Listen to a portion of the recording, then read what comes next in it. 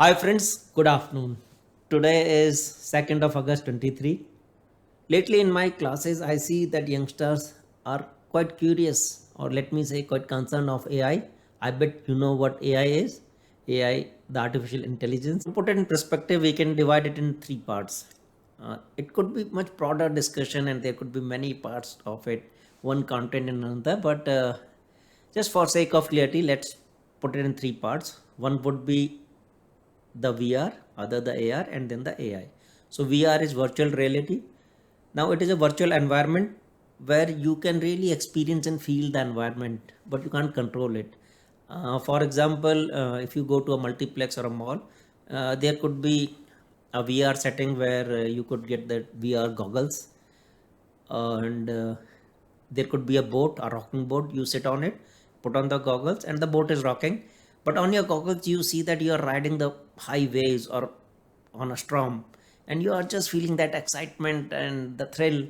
You are just shouting and howling as if it's actually happening. Now Apple is coming with its new VR device where you could probably you won't have a keyboard or a display. You just put it on, and even on the go while you are walking or sitting on a beach, you can just have a keyboard on one side and you are typing, and it's actually sending, printing or sending a mail. You don't need actual keyboard. You may be just pressing something in the air and it's actually the keyboard which you are able to see.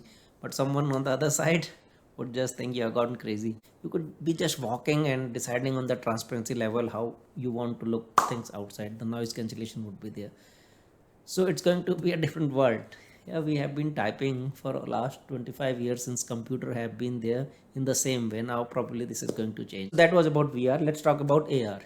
Now, AR is augmented reality. You would actually experience it, feel it, and can also control it. Where we need to control or measure things. Like in the survey industry, it is going to come in quite a significant way. What we do is measurements.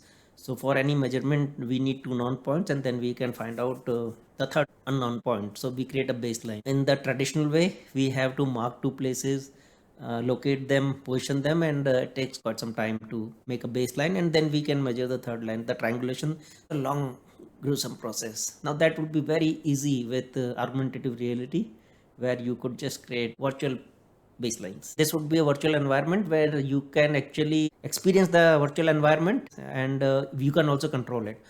The third is AI, the artificial intelligence. Just to understand it, let's take a hypothetical situation like the governments of today or the organization and companies you may be working for. You may feel that you control things in your life, but government is controlling how the people live, how the economy is, and things to go ahead with. Like your company, probably it would be deciding how you spend your day, what vacations you can get, and it can give incentives to you. So AI is something which probably you can use, but you will be influenced by it, but you won't be controlling it to a greater extent. You may feel some sense of control, or it may give you some sense of control, but it would be probably like the governments of today or the organization of today, where most of the control is somewhere else. It will be a virtual environment. Let's say Dropbox, yeah, where you put up your documents or your pictures, or they go for some time. They give you a limited free space, and then it fills up, and then you are prompted to pay the money. You are just paying for the cloud. There is a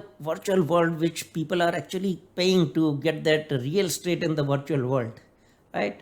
And it's not going to stop. It's building up. So not only we are paying for the real world, we would be spending quite a bit on the virtual world as we are spending on the internet nowadays. How we can deal with it, because surely we will be using it and it will be influencing the way we live, the way we work.